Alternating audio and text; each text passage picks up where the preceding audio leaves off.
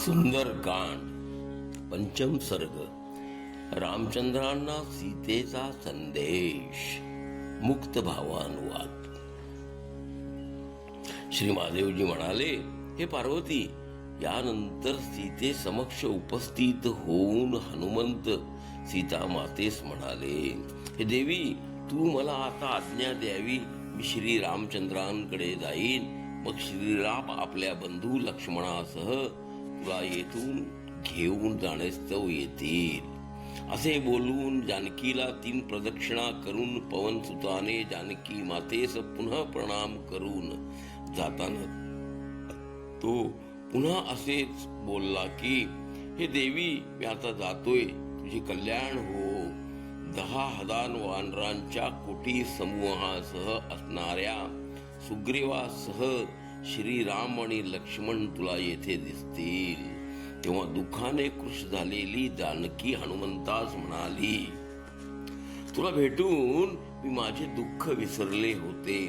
आता तू तर जात आहेस. यापुढे श्रीरामांची वार्ता ऐकल्याशिवाय कशी बरे राहू? हनुमंत म्हणाला, हे देवी, असे जर असेल आणि तुला मान्य असेल तर तू माझ्या खांद्यावर आरूढ व्हावे. मी एका क्षणातच तुला श्रीरामांची भेट घडवतो. सीता म्हणाली, सागरात शुष्क करून किंवा त्यांना बाणांच्या पिंजऱ्यात बंद करून वानरांचे सह येथे येऊन आणि युद्धात रावणाचा वध करून जर श्रीराम मला नेतील तर श्रीरामांची शाश्वत कीर्ती होईल. तेव्हा तू आता जावे. श्रीराम येईपर्यंत मी कसे तरी प्राण धारण करीन. अशा प्रकारे सीतेने जाण्यास निरोप दिलेवर तो वीर तिला प्रणाम करून महासागर पार करून जाण्याकरिता पर्वत शिखरावर गेला. शिखरावर जाऊन महासामर्थ्यवान हनुमंताने आपल्या पायांनी पर्वतास खाली दाबून तो वायुवेगानेच निघाला. त्यावेळी हनुमंताने दाबल्यामुळे 30 योजने उंच असणारा तो पर्वत जमिनीत शिरून सपाट झाला. इकडे आकाशातून जाताना हनुमंताने प्रचंड आवाज केला. तो आवाज ऐकूनच हनुमंत येत असल्याचे कळाले. त्यामुळे सर्व वानरही मोठ्या आनंदाने भरून ते प्रचंड आवाज करू लागले. ते परस्परांना सांगू लागले की, या आवाजावरूनच समजत आहे की हनुमंत आपली कामगिरी पूर्ण करूनच परत येत आहे. हे वानरांनो, पहा पहा, हा वानर श्रेष्ठ हनुमंत पहा. हे ते वानरवीर बोलत असतानाच हनुमंत पर्वताच्या शिखरी उतरला व वानरांना म्हणाला, मी सीता मातेस भेटलो. मी उपवनासह लंकेचा विध्वंस केला. रावणाबरोबर संभाषण करून मी परत आलो आहे. आता लगेच आपण श्रीराम व सुग्रीव यांचे समक्ष जाऊया. हनुमंताने असे म्हटल्यावर सर्व वानरांनी हनुमंतास आलिंगन दिले. काही वानरांनी त्याच्या शेपटीचे चुंबन घेतले तर काही वानर उत्साहाने नाचू लागले. मग हनुमंतास सोबत घेऊन प्रसन्नवन पर्वताकडे गेले. वानर जात असताना सुग्रीवाने रक्षण केलेले मधु नावाचे वन त्या वीरांनी वाटेत पाहिले. त्यानंतर ते श्रेष्ठ वानर अंगदास म्हणाले, हे वीरा, आम्ही भुकेलेले असून हे हनुमंता आम्हास अनुज्ञा दे, म्हणजे आज आम्ही या मधुवनातील फळे खाऊन अमृताप्रमाणे असणारा मध आम्ही प्राशन करू. अशा प्रकारे संतुष्ट होऊन आपण कनिष्ठ बंधू सोबत असणाऱ्या श्रीरामांच्या भेटीस्तव जाऊया. अंगद म्हणाला, हे श्रेष्ठ वानरानो, या हनुमंताने आपले कार्य सफलतेपूर्वक पूर्ण केले आहे. त्याच्या कृपेमुळे तुम्ही त्वरित फळे खाण्यास, मधु पिण्यास जावा. मनसोक्तपणे प्या.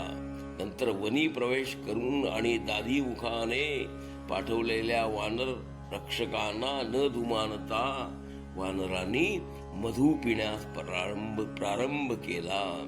वनरक्षक वानर मध पिणाऱ्या वानरांना ताडण शासन करू लागले. तेव्हा त्या श्रेष्ठ वानरांनी त्या वनरक्षकांना लाताबुक्क्यांनी खूपच बडविले व पुन्हा मध प्राशन करू लागले. त्यामुळे वनरक्षक असणारा सुग्रीवाचा मामा दधिमुख वनरक्षक वानरासह वानरराज सुग्रीवा समक्ष उपस्थित झाला व त्यास म्हणाला, हे राजन, तू चिरकाल ज्या मधुवनाचे संवर्धन केले होते त्या तुझ्या मधुवनाची आज युवराज अंगद आणि हनुमंत यांनी नासाडी केली आहे.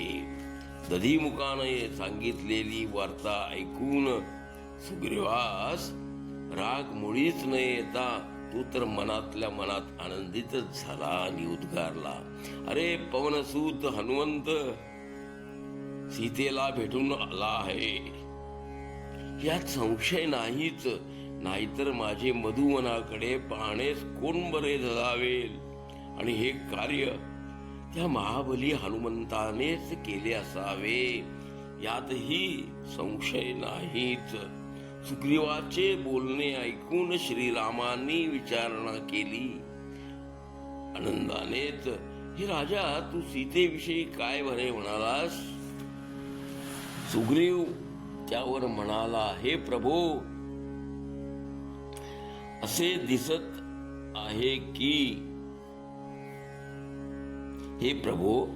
दिसत आहे की सीतेचा शोध लागलाच आहे. कारण त्या आनंदामुळेच हनुमंतादी वानर माझ्या मधुवनात शिरून तेथील फळे खाऊन मधपान करून अटकाव करणाऱ्या वनरक्षकांना बडवीत आहेत. तेव्हा तुमचे कार्य केल्याखेरीज माझ्या मधुवनाकडे पाहण्यासही ते झळावणार नाहीत. तेव्हा देवी सीतेचा शोध त्यांना लागला आहे हे निश्चित.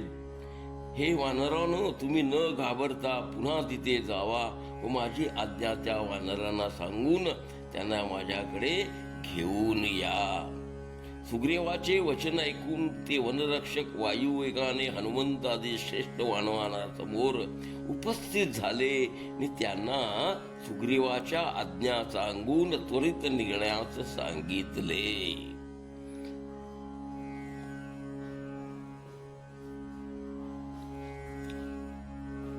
सर्ग 5 पुढे सुरू. घ्या श्रवणानंद. हरि ओम तत्सत. हरि ओम तत्सत.